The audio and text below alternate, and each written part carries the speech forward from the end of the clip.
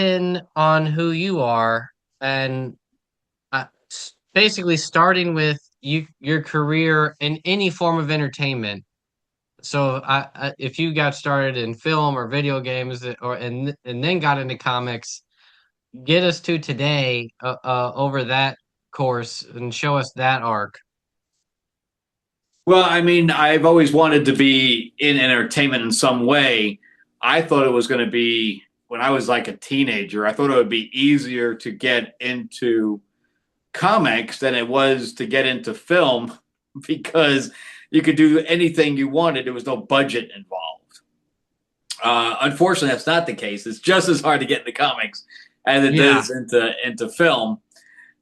So when I went to Hollywood far late, basically, I went to Hollywood at in my 30s. So I was unable to go from the bottom up. I had to go from the top down. Uh, So when I got there, it ended up being the first writer's strike in 2006. oh, perfect timing. Yeah, and I had released a comic called Shadow Raven back in 1995. So that was, and I got screwed by the publisher. It was an independent publisher at the time. We were supposed to make it into a film. We were out at MGM Studios when that Hollywood East was supposed to happen and never did. All that stuff. So again, in my 30s, I decided just to take the plunge and just drive out to Hollywood and set up shop. And so the strike hit, and at the time, nobody was working. So I had met this girl, and she's like, "Hey, let's do a web series." Web series is just expanding at that time, and so I said, "All right, let's do that." But we need a crew, we need all this stuff, and so I put a little ad out on Craigslist, and I got people I would never possibly have worked with in the past because they just wanted to work. I'm like everybody, it's no, there's no pay for this. And they're Yeah. like, yeah, we just want to work. So I had like the makeup guy from House. I had all these people that were on like major shows just coming out to play. And then I get this one email. He says, "Hey, I just want to be involved." And I'm like looking at his resume with IMDb, and he's like the producer on that '70s show, producer, everything, the Cosby Show, everything. Carsey Warner, he was like a producer on. And Okay. he's like, "Hey," I said, "There's no pay here, Tim. Like, what are you doing?" And he's like, "Yeah, but I want to start directing and stuff like that. So this will be like a foray into that." So we partnered for quite a while and shot a couple of pilots and stuff like that. But we never really could get it pitched, even with his background and his connections. We really just didn't go anywhere. So and then web series kind of died out, and because we started a web series channel that we were ahead of our time. YouTube Yeah, I was was gonna just say 2006, like right as YouTube. It was probably YouTube like, was just starting. They were yeah. basically new. Hulu hadn't started yet. All this stuff. Crackle was just starting. Stuff like Ah, that. yeah, you were like 3 years too early. Yeah, but on top of that, I had no money. We were doing it out of our pockets. We didn't have any huge backing, so we couldn't compete with the big boys. So Yeah. we held a web series awards event and stuff like that. It was fun, but we didn't go anywhere. And finally, we just died off. But we were right there. We were right there when all that shit was starting. Dang. Well, that's starting off with a bang in Hollywood. But from there, I got known as the guy who uses other people's money like his own. So instead of being a PA and working my way up, I started out as producer and worked my way down. And Goodness. so I still produce and stuff like that, but I'm mostly known as a line producer on a UPM because I'm the guy that deals with the money. Yeah, I was gonna say, So I was like, so you started off to where people were like, at least this guy knows how to spend money, which is exactly, yeah, probably the guy you want to be, honestly. yeah, and everything that I got, every production I ended up being on was either uh, on budget or lower than budget. Like I did an AT&T commercial And when you're working with an ad agency, they have to spend the money. And I came in under budget, and they bonused everybody. So the Hmm, whole crew was nice. very, very happy with me. Yeah, yeah. And I learned how to hide money and budgets because the directors and everybody else will always come in and ask you for extra shit. So if you don't have the money hidden, then it's because I have to play hardball sometimes. That's why the producers and the directors are always at each other's throats because they want to spend money and the producers You don't want gotta to spend hide it. money. And So if they see it, so they'll of spend it. course, he's like, one of the directors was like, "Oh, I have to have this. I have to have this." I said, "Well, you can have this, or you could have this." It's not an and situation. So yeah, so it's kind of playing that game inside, and of course, I also deal with the crewing. I deal with any fires that may happen on set. I'm not talking about real fires. I'm talking about like things, problems that might occur. Yeah, I'm Gotcha. the one they come and get to deal with it. So, and then I have all the keys, sign off on their departments and stuff like that. So that's basically what I do. And I deal with the unions and all that stuff. Any agents I have to deal with, which is the worst. Because even if I'm friends with the people, that the actors, they still make me go through their agent. It's total pain in the ass. So Gary Graham was like that. Rest his soul. Like he died very very early, as far as I'm concerned. He's one from Alien Nation, the TV show Alien Nation. Oh, So he was in Star Trek Renegades when we did Star Trek Renegades, and we did other projects together as well. But but he always made me go through his agent. His agent was always so hard to deal with. that's what I hear that from everybody that I work with as well. Um, that it's just like that you're kind of even they are like, I just you have to do it through them or whatever, even if you're friends with them. And it's just like and they're not always the easiest to deal with. Yeah, so I ended up on doing I think one of the nicest projects I did, the most fun project I did, where I met the most people, was Star Trek Renegades, because I was a big Star Trek fan at the time, and I got to work with people that I had idolized throughout my life. And then I became friends with the producer there, and we ended up repping Nichelle Nichols and stuff like that. In fact, you can see that Nichelle acted in my we did a pilot called Amanara, and it was the final thing that she did before she passed. Which we're Whoa. still pitching right now, but the trailer's online. It's called Renegades Amanara, and so we did that, and became really good friends with Tim Russ, who played Tuvok on Voyager, and he directs a lot of the stuff that I work on now. So, in fact, I'm looking possibly working with him in the future. So, but yeah, but I worked on that. I did that pilot, and then I've worked on Hulu shows, Showtime, pretty much anything, any of the like Hallmark, all that stuff. And it's fun. It's fun. It's just long hours. It's a lot of walking. I do about 10,000 steps a day. Hey, Working on that's the way so to much do it. stuff because I'll be in a trailer. I'll have to go out the set. I'll go back and forth and around. And then during COVID, um, I mean, we couldn't work for quite a period of time. But then when we were allowed to work, then we had to get tested 3 times a week, and no productions were leaving LA at the time because they had to go into a bubble. If they went outside of LA, they had to go into a hotel like a month early or something like that, 3 weeks early. And nobody wanted to do that. It was too expensive. So everything was being shot in LA during that period of time. So, I mean, I was busy back to back to back for almost a year and a half. I mean, I was on a Chris Elliott movie, and like the day that wrapped, the next day I was on a Hulu show.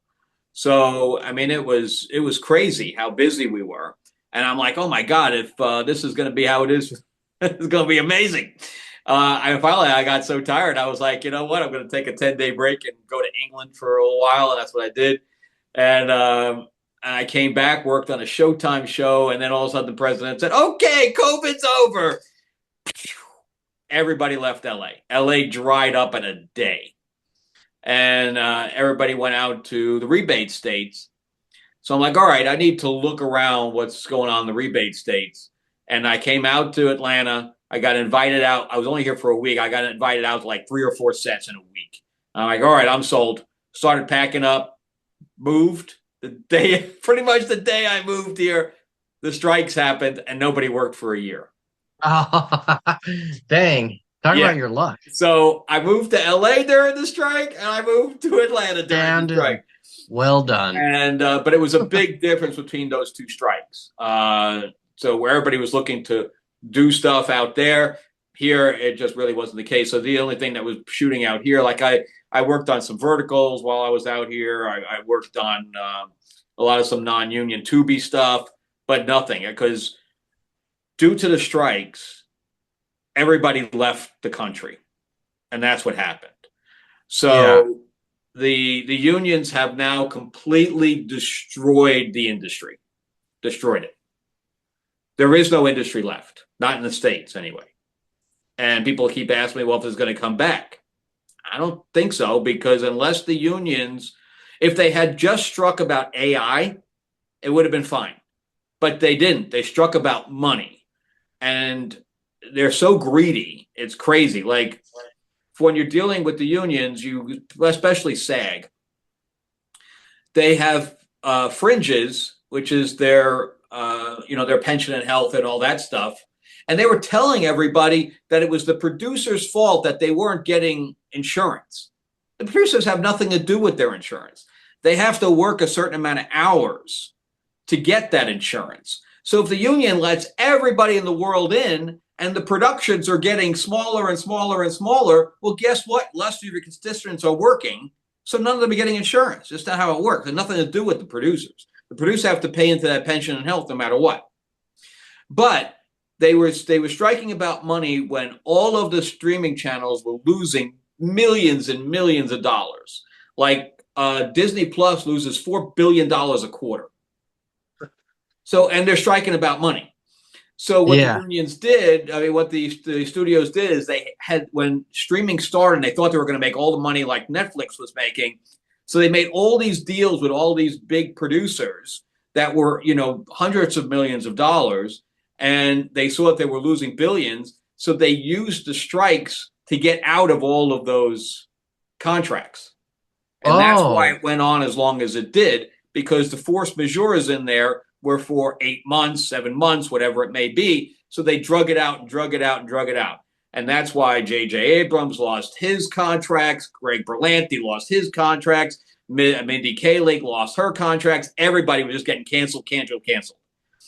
And that's what happened. And that's why they drug it out. And finally they said, okay, well, now it's time for us to get back to work. What do you guys want? They said, we want this, we want this, we want 80 people in our writer's room, we want $700 a day. Fine. We'll do whatever you guys want. They left the country. So they literally scared everybody away. So like I went to see 100 movies this past year, whether it was streaming or whether it was in the theater. Because I go to see a movie in the theater at least once or twice a week. And out of those 100, maybe 10 were United States. 10. so So when you say in the United States, you mean like the whole production took place in a different country? yes, yes. In fact, Mel Gibson went on record. He went into a video, a interview, and said that he had a pickup for one of the movies that he was doing. He had some pickup days needed to be done, and instead of he wanted to shoot in his backyard because he's still in L.A. And he said it was cheaper to fly everybody to Bulgaria than shoot in his own backyard. Is that because you have to use union crews Yes. and the unions are just their minimums are just Well, so X amount it's higher not only than the minimums, but it's also the pension and health you have to put in there. The pension and health now, because yeah. you would think that they wouldn't raise the pension and health, right? Because the pension and health is a percentage, right? So if the people are all making more money every time they strike, they make more money, right? So therefore, Mhm. the amount of pension and health would automatically go up. But instead, they double dip. they make the percentage higher and they're making more money. So it's almost making it impossible for an independent film to even exist. Yeah. So yeah, I mean, you're paying when you're paying an actor, you're paying them like 30% pension and health, and then you have another 20% you're paying to federal and local taxes, right? State taxes. So you're up to like 50%. Whatever you're paying them, you're paying 50% in taxes and pension and health on top of that. So it's really really insane what the So unions have done. when at what stage of the film does someone come to you and goes did when do they know which are they going to be union or not? Like what kind of is the deciding factor to use a union and when not to? From a money perspective, it seems like you'd always go non-union unless are there any like main stars just don't are not allowed to do that or what's like the big hang up? All right. Well, there's two answers to what you just asked. So the first thing is after like $2.5 million, you have to flip. So So okay. so if If your you're like budget is for at 3 base, million or 2.8 million, you got to flip. I just did a what's the guy's name who played the father in Back to the Future? Crispin Glover. oh, Crispin So Glover, I yeah. just worked on a Crispin Glover film. That's just like 6, 7 months ago, and I did that back in LA. Here, it's a little bit harder to make things flip because it's a right to work state, but California is not. So we were already shooting. We brought in a guy, like a camera guy, for one day. He was a day play replacing somebody, and he tried to flip the whole production. So I've heard of this happening. How does that work? How do they like? That they'll get their department together, and if they all vote, if they got a majority vote to go So union, he's like the whole actively no. soliciting other people on the crew to flip it. It's Mm-hmm. like he comes in, he's just one supposed to, and he's like basically an imposter that really came in to flip it. Yeah, and that would have raised our budget a great deal. So thankfully, it didn't flip. But it was a possibility, and we were all gathered together, like all the above the line was all gathered together to figure out how we were going to do this. But thankfully, it didn't happen.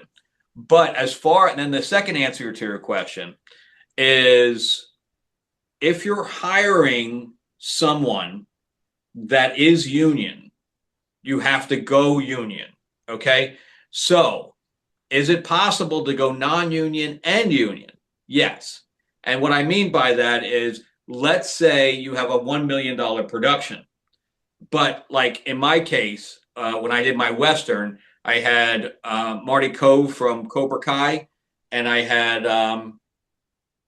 Eric Roberts. So, and the budget was only like 350,000, right?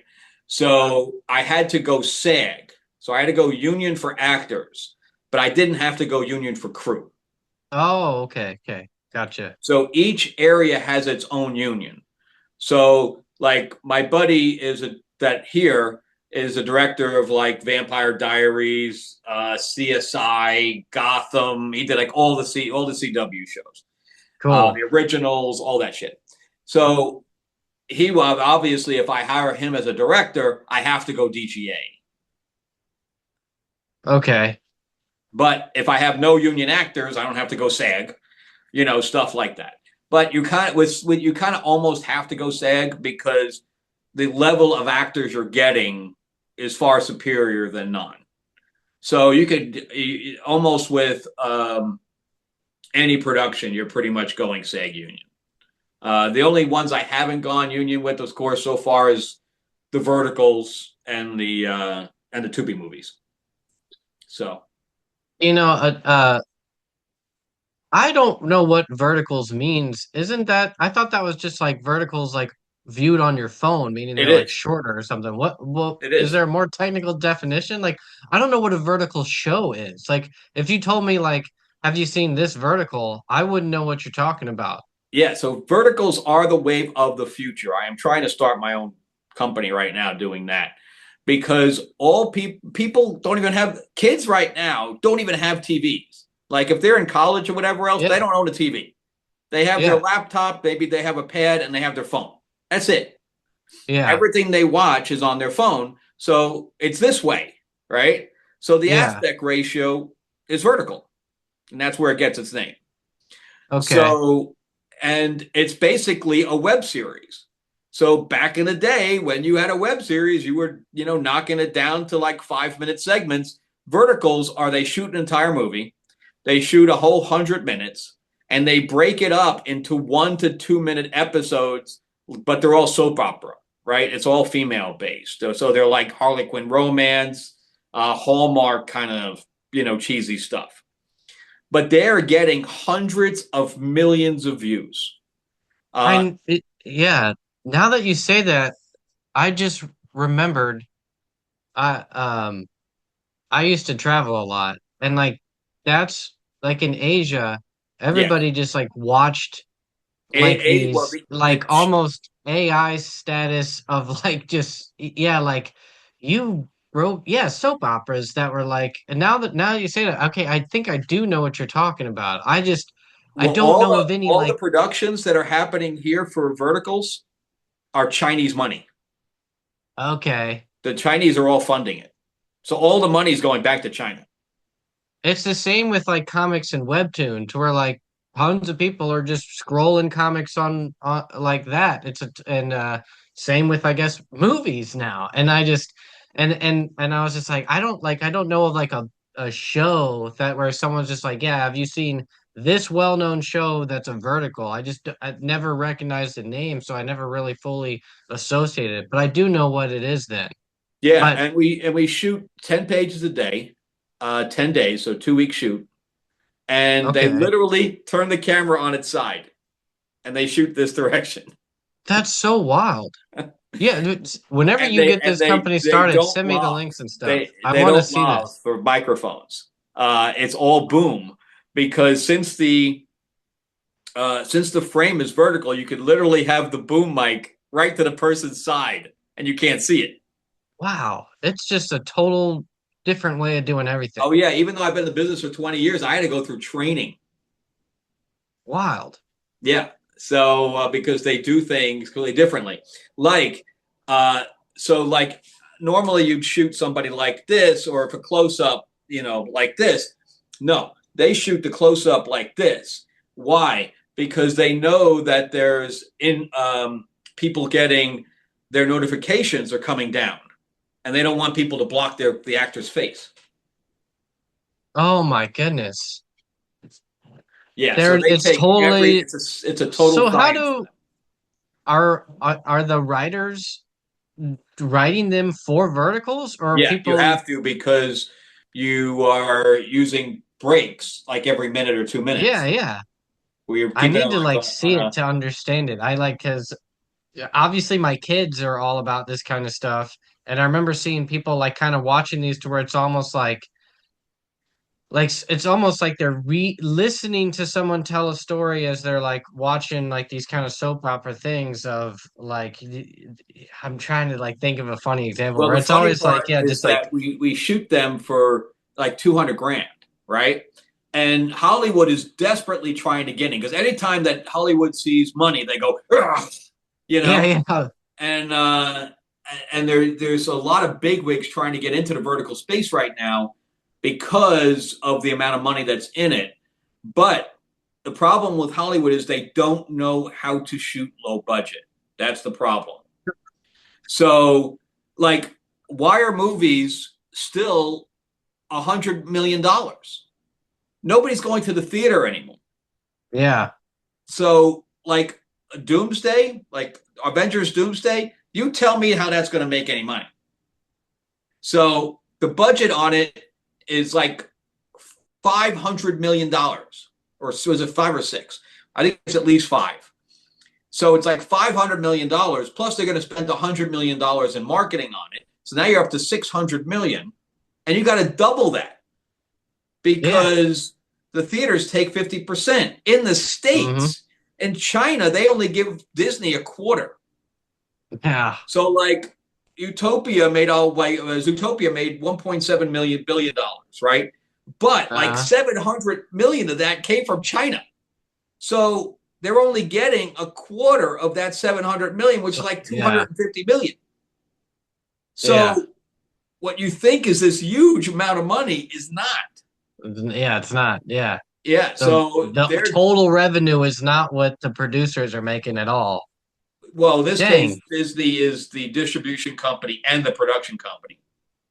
So so yeah, so that's how that works. And then when it comes to Avatar, and I confirmed this because I just went back to LA on for Thanksgiving. I worked the Christmas parade for the CW, and I do that pretty much. I didn't do that last year, but I did it this year. I did it like That's five or cool. six times. And so the day that we were closing up, because we red carpet the entire Hollywood Boulevard, so we had to get out of there because Avatar was having their premiere Monday night. So the next night, they were already setting up the previous night. So it was like 3 o'clock in the morning, and they needed us out of there. And so anyway, they were having a huge like the what they were putting on Hollywood Boulevard was huge, and they were going to have a huge flaming A in the middle of Hollywood Boulevard. So they were going to literally set it on fire. And I'm like, hasn't Hollywood seen enough fire, man? Um, too soon. So I said, how'd you even get this approved? He said, well, the fire marshal or the fire chief is invited to the event. I'm like, oh my. Oh my goodness. So, but you know, the amount of work that they put into that, and plus, when I was talking to the guy from Disney, he told me that because I asked him straight out, I'm like, Disney inherited Cameron's deal through Fox, and when they bought it out, and they are only distributors for that. Even though it's Huh. Fox, they only get the distribution fee. That's it. So they are only seeing like 10% of that 1 point whatever billion that thing made. But I think Pandora is over because that it's also a $400 million budget with another 100 million in marketing, so they're at 500 million. And so I don't think that thing's even broken even yet because a lot of that money's coming from China. So I, I No, think yeah, I think Pandora's over. that's it's like nothing is making money. And yeah, so how do you see things going in the future with all the speculation of aside from the verticals, I know that's involved, but like what do you see big picture happening to Hollywood? Like do you think it's gonna just That's a slowly good get worse question because before it gets everybody's trying better? to figure that out. So Yeah. here's the issues with Hollywood right now. They don't know how to do low budget because all of their executives, take $5 million off the top, right? Yeah. So if you have 10 executives, your budget's at $50 million before you even did anything. Mm-hmm. So they don't know how to do anything low budget. And I'm probably exaggerating there, but probably not by much. Because if you notice, there's nothing coming out of Hollywood that's less than 35 or $40 million.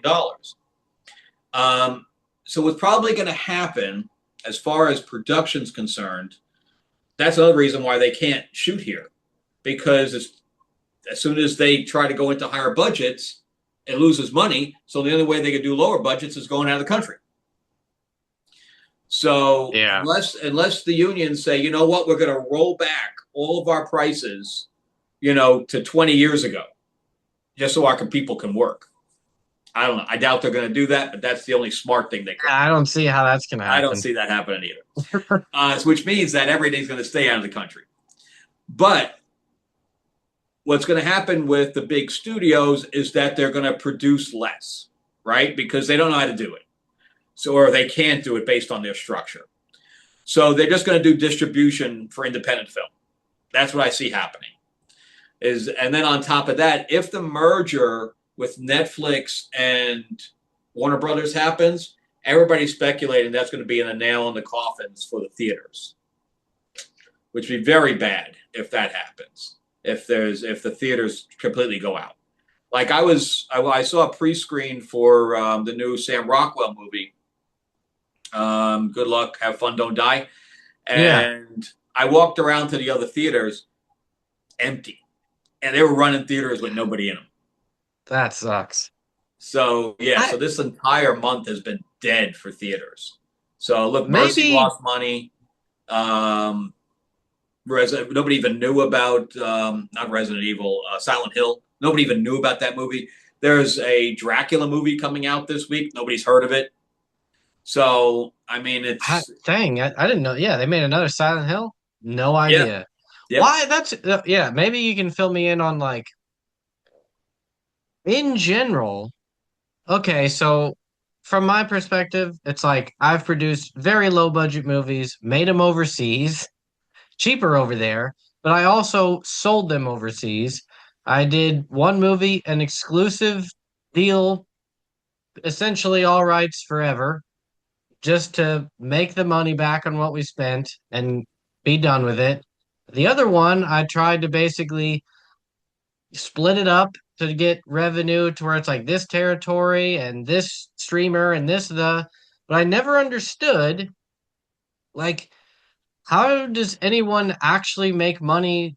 I've never seen like a contract that it's like other than like just the upfront or ad revenue.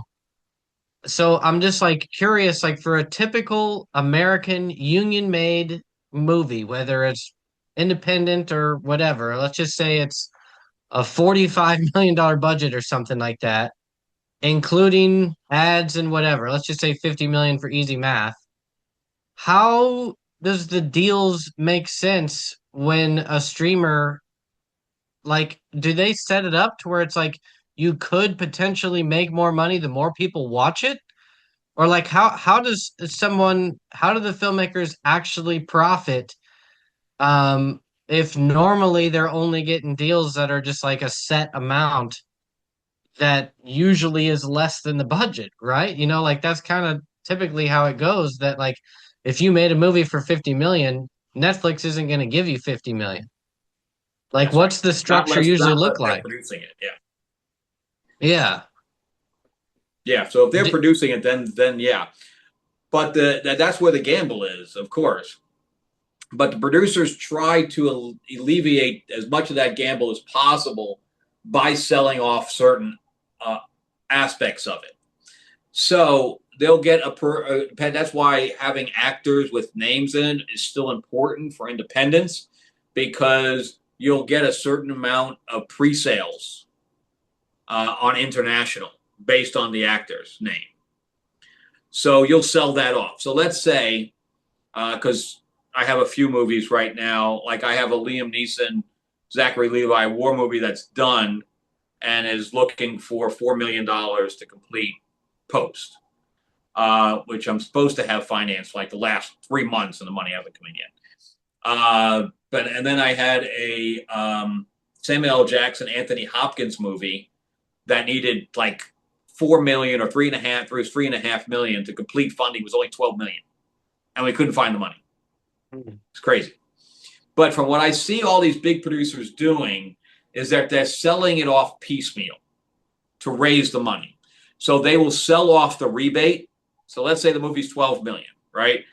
Let's just say 10 million just to make it easy. So you have a $10 Okay. million budget, and then you're selling off all the pre-sales for international, right?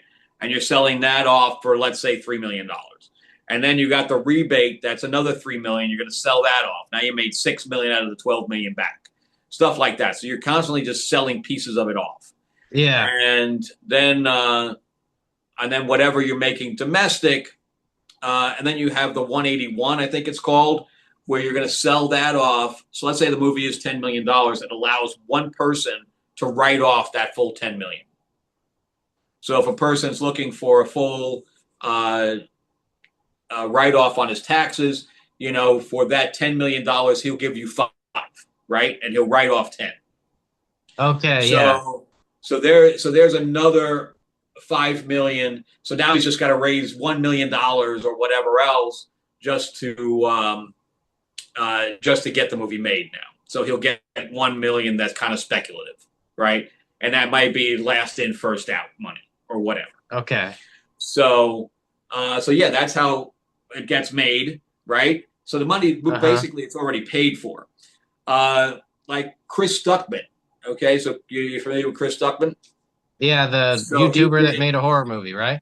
he did a horror movie, yeah, and I put in for that money too. He Nice. raised more money than he thought he was going to raise. So he ended up raising $1.5 million. But just to show you that if you have no idea what the frig you are doing, it'll cost you more than you know what you're doing. So Yeah. he ended up raising he raised more money than he thought he was going to raise. He wrote this thing, he directed this thing, he had no idea what the fuck he was doing, and he ended up because of the producer he brought it on, Eon or Aeon or whatever else, Neon ended up bringing it, distributing it, right? So they made a deal with distribution before he even shot it. But then when they saw what he shot, they said no. They ended up giving him another $1.5 million to remake the movie. Whoa. They just didn't like how he did it? They just said it was too low budget or whatever, too like analog or whatever. I don't know if you saw it, but it No, was I didn't see it, it was but bad. It was bad. oh, okay. So I went I to heard it school at was good. I UCF. guess So you can't believe the my internet. my I wouldn't say buddies. I was acquaintances. I wasn't really friends with them, but the guys that did Blair Witch, right? Uh-huh. And because I went to school in '87 or whatever else in UCF. So anyway, they shot Blair Witch for like 50 grand or something to that effect because they did a lot. Yeah. Everything they bought, they returned. So who knows what the real budget was? Yeah, yeah. But anyway, they that was the first found footage film, right? Uh-huh. And then from there, everybody did a found footage film for like years. We couldn't get rid of that damn thing. Yeah, I And remember. here comes Chris Stuckman, freaking 30 years later, and brings back found footage. And I'm like, no, man, no, we got rid of that thing. Don't freaking bring it back. So Please, we've had enough. so it was really, really badly written. It was badly directed, as far as I'm concerned. And the only thing it had going for it was the DP was good. But and I think it lost money. So because he still had to make the 1.5. Well, I'm sure they took. I'm sure they spent another five or three, at least $3 million in marketing it too, because they would put up posters everywhere, and they had the cardboard standees at AMC and all that Yeah, I stuff. remember it So was I'm sure well they spent at marketed because least I another heard three, about it. $4 million in marketing. So and they had 1.5 million in it. So I think it only made like 10 mil. So they probably made their money back. I don't know if it But may that's even what I'm made wondering that. is like you're I get the pieces to get it sort of there and like you're sort of like pre-selling and you're kind of doing all these sort of financial maneuvers of, the rebates and then getting people to write off. But then on like it's like if, in the example of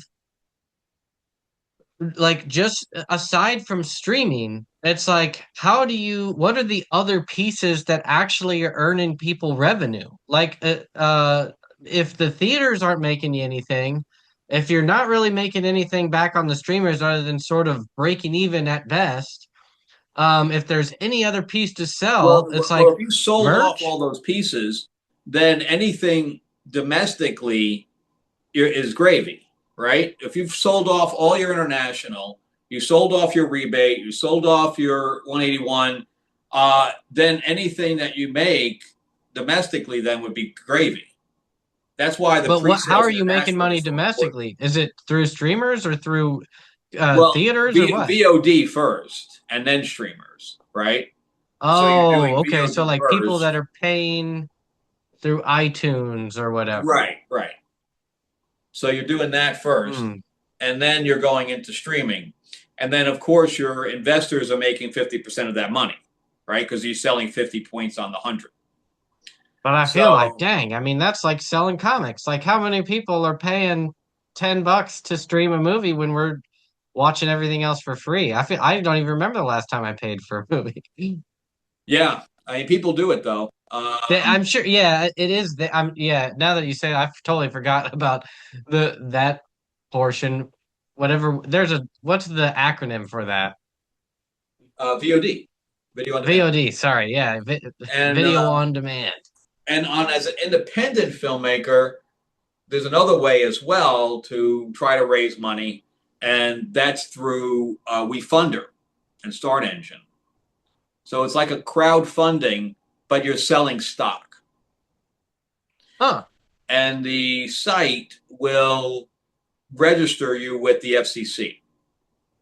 So the biggest problem is that if you try to sell stock and you have more than 20 investors, then you're breaking blue sky laws. So because you can't have over 20 investors without being registered with the FCC.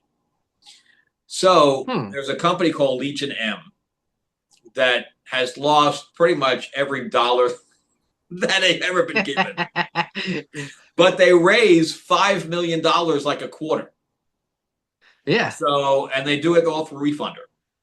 I've never seen a Legion in movie that was a hit, other No, than maybe there hasn't Mandy. been. There's never been Yeah, any. yeah.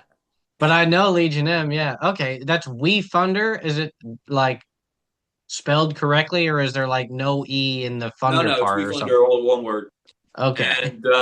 And yeah, so you're selling stock there, and those people there, if they don't make their money back, I don't think they really care one way or Yeah. another Who cares? because they're putting in $100, they're putting in $500, Yeah, and whatever. they know it's probably not going anywhere. So yeah, they're doing it just for the prestige, but that's another way for independent to make money. We really don't have to worry about paying it back. Kind of like what Stuckman did with Kickstarter. So, and of course, you could also go back to Kickstarter as well. I see a lot of people doing that on an independent basis, where it's not the film itself, it's the post. So they'll have made the film and then ran out of money for post, and they'll go kickstart the post. It So, still is just like it seems like such a grind oh, it for is. It's that such like raising there's money is the biggest friggin' problem. That is absolutely the truth. So, so anyway, because you know a lot of stuff here in Atlanta was like built up to be the next Hollywood, right? Was Walking yeah. Dead was here, Marvel was here, Disney was here. I think they did some Star Wars stuff here. All that stuff. So Superman was shot here for a portion of it. So all the big boys were all here. So our main thing is Trilith. Trilith is owned by the Cathys, who own Chick-fil-A. And they have 30 sound stages, and there's like houses in there, like multi-million dollar houses where you can basically walk right to set or right to the stages. And we have the biggest volume wall almost in the world outside of, think, London. And but anyway, that's all the things that Marvel was all using. So when they picked up and went to London after the strikes, everything is dead here now. Everything's dead. There's like a couple of TV shows, but that's about it. There's nothing here. And they were betting on all this. So I don't even know what the Cathys are doing because they were about to build another 20 sound stages. And But so people were mainly in Atlanta because of the tax rebate yeah, and this infrastructure that's been built. But you're saying now London's becoming the new hub because it's cheaper? And I hear like there's all kinds of other places. What is it, oh yeah, there's a bunch Belarus of or them, something like that? and Or Canada, of course. But yeah, they have the same rebates we have here, and yeah, you don't have they're to deal with the unions. yeah. Okay, I get it. I So it's kind of a double whammy. So I don't know what's going to. That's why I don't think Andy's coming back here because they already compete with us. And then on top of that, when you go into places like Bulgaria and stuff like that, uh, you're dealing with a lower end market where you can get a hotel for like $50 a night and it's like a 5 star. So all the travel turns out to be almost nothing outside of the flights. dang. So it Food is is truly cheaper, like your crew is cheaper, it's across the board. it's like there is no Hollywood left. It's like all that's left of Hollywood are two unions that no one wants to be involved in anymore. Yeah, like if I see a movie, like I'll wait to the end of the credits because it'll show me where it got shot. Like the movie I just saw with Sam Rockwell, and Coyotes. Both of them took place in Hollywood, right? Like the beginning scene is Norms, which is a Hollywood Denny's, which I've had several meetings at across that. But there's like a whole shot of like Norms, so I'm like, oh, it's L.A. And then we see the Hollywood Hills and Coyotes. Both of those movies were not shot in L.A. Of course. Coyotes was shot in Colombia, and uh, Good Luck, Have Fun, Don't Die was shot in South Africa. So they Wow. probably did some B-roll in LA, and that's it.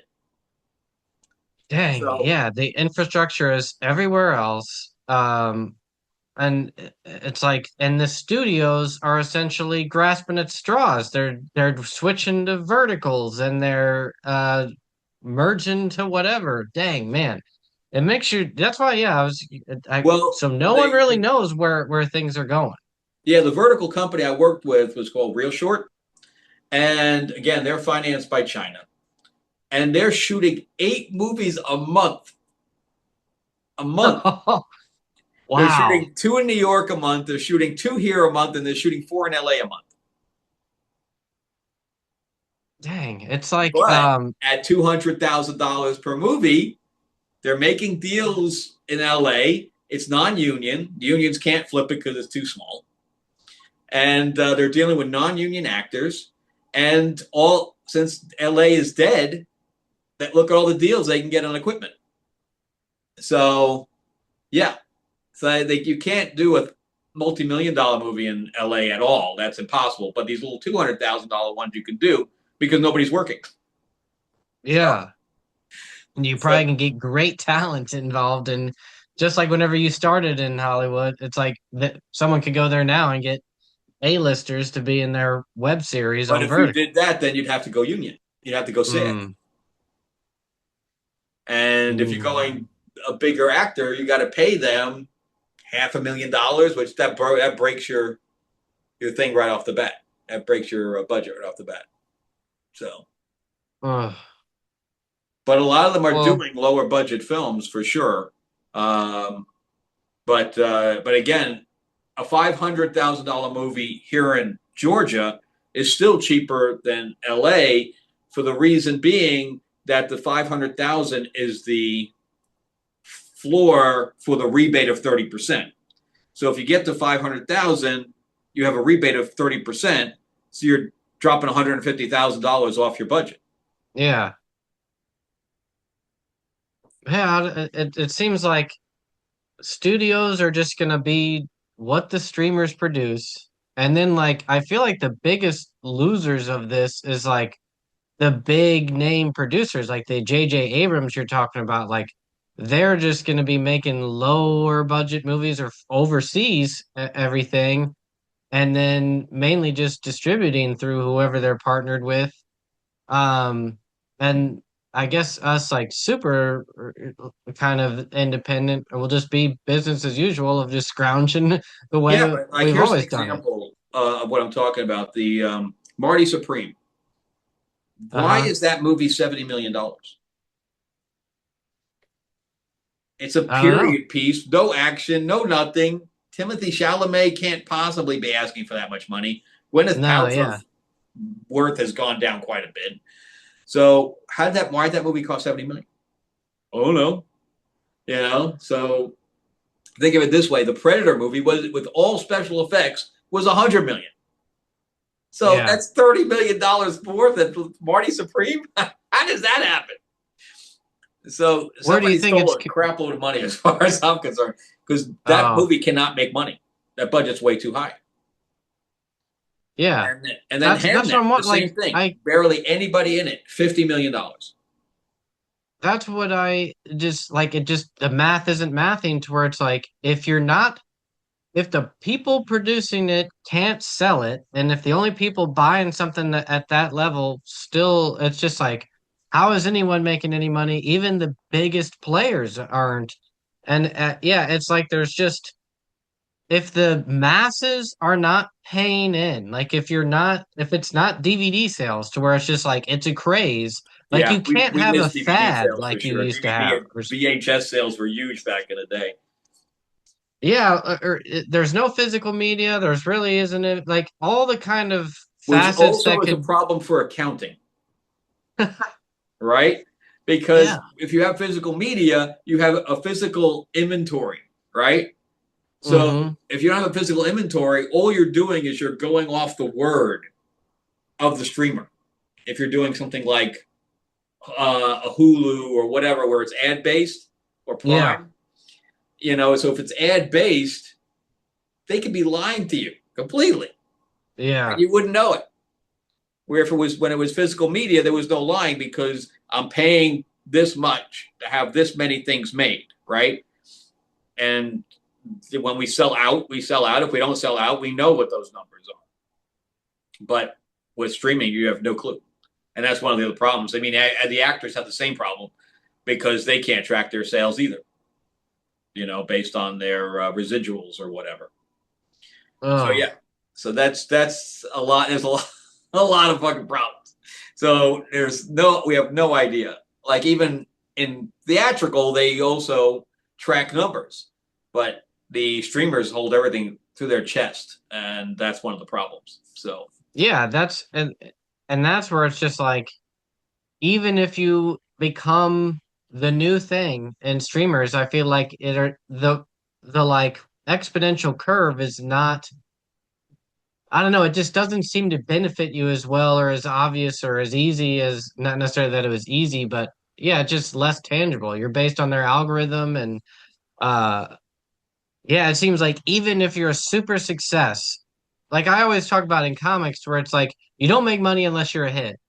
And then in movies, it's almost like even if you're a hit, you don't make money, somebody else might, you know? And it's just like even the producers are not actually really getting anything back. Like it's like um lose lose. Even if it has to hit super extreme levels to where it's like a binge worthy show, and you own everything to where you can get and anything to hit that level of sensation or whatever phenomenon status to where it's like Breaking Bad or something, somebody else owns all that. The creators aren't necessarily earning the action figures, or they you can maybe sell off the licensing rights to something else, but that's just drops in the bucket for comparable to how huge something has to become to even get to the status to where everybody knows about it. I feel like it's just like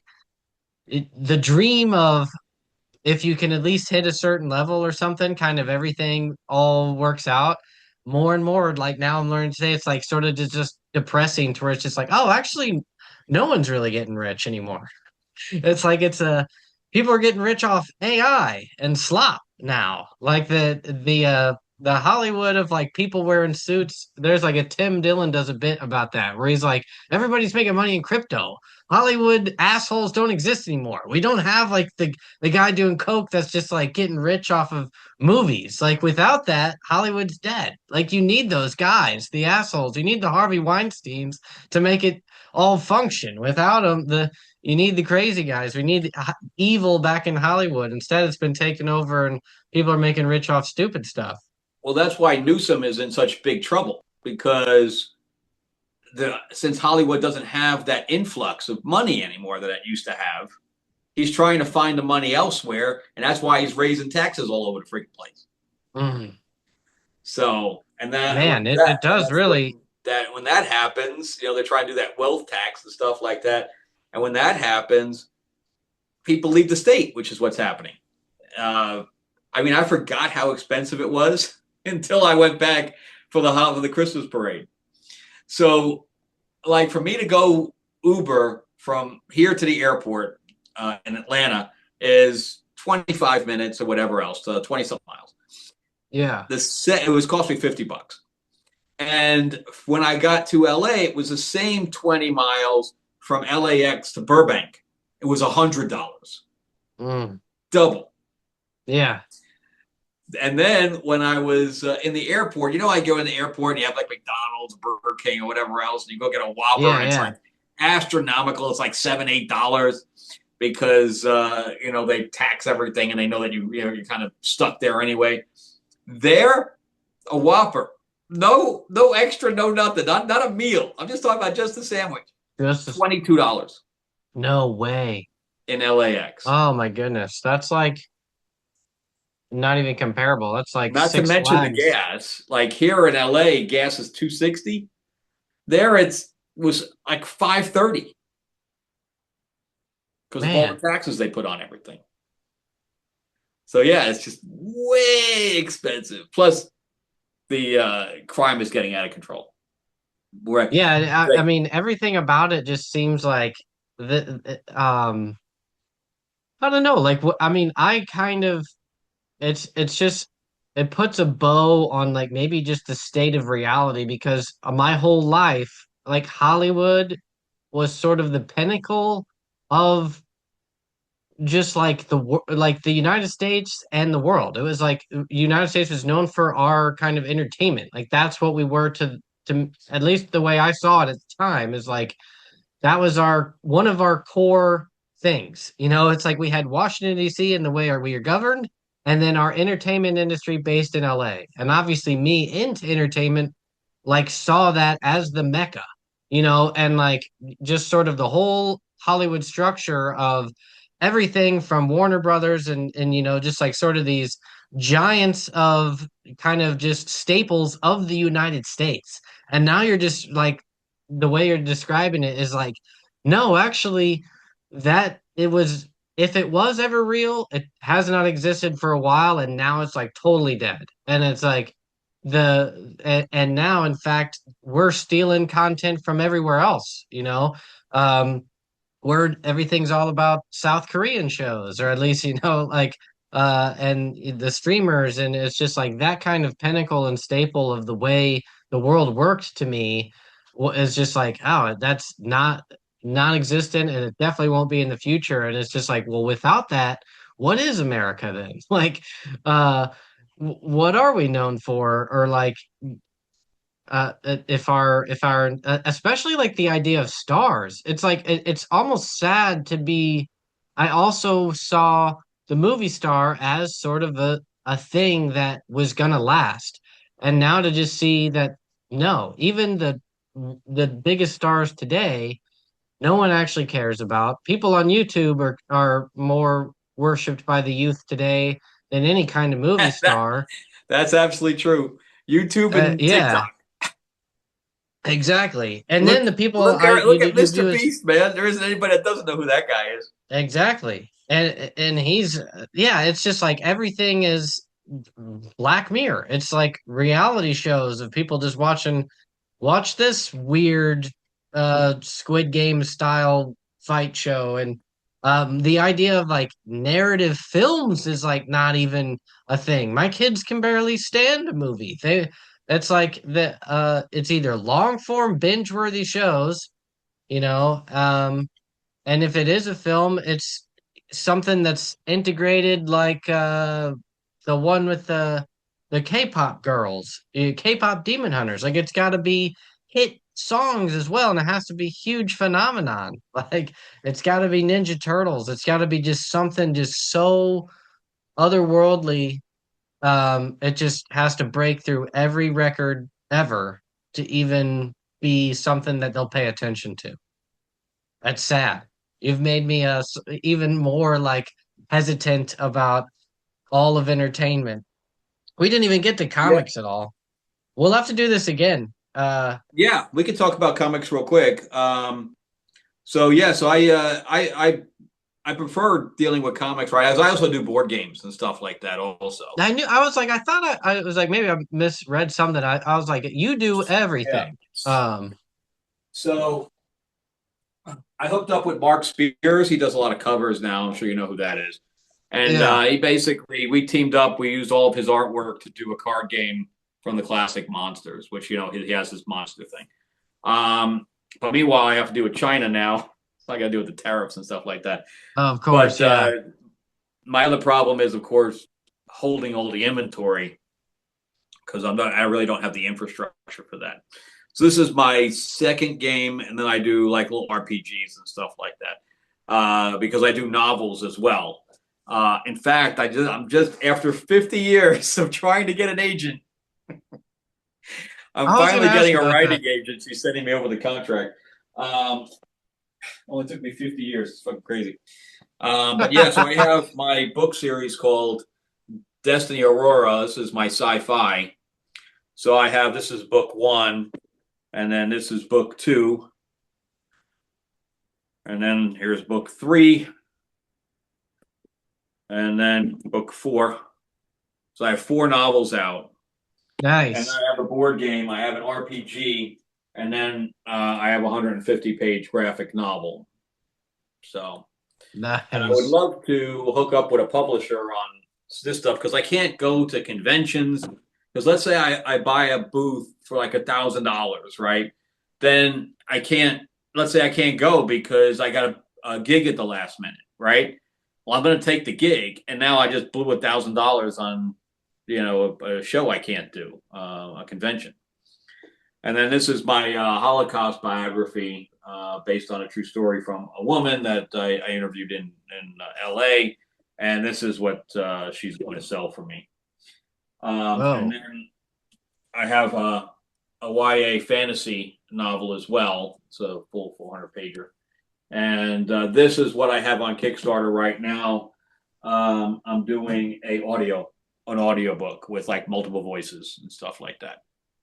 So You're hitting it all. Like you were saying, how often do you go to conventions? Do you go to many? no, I go like when I was in LA, I would go to like local ones where I could Yeah. just drive. But Dragon Con's so weird. Like that's the biggest one here, and it's Yeah, like yeah. in all these different hotels and stuff like that. It's not in a convention center, Yeah, yeah, yeah. I've never so it's been, all but just weird. yeah. Plus, it's like sold out all the time. I would love to go to MegaCon, but MegaCon's like sold out all the time. So I can't really even get a booth unless I share one with somebody that's already got one. Yeah, yeah. Or you pay for the exhibitor or something and it's outrageous.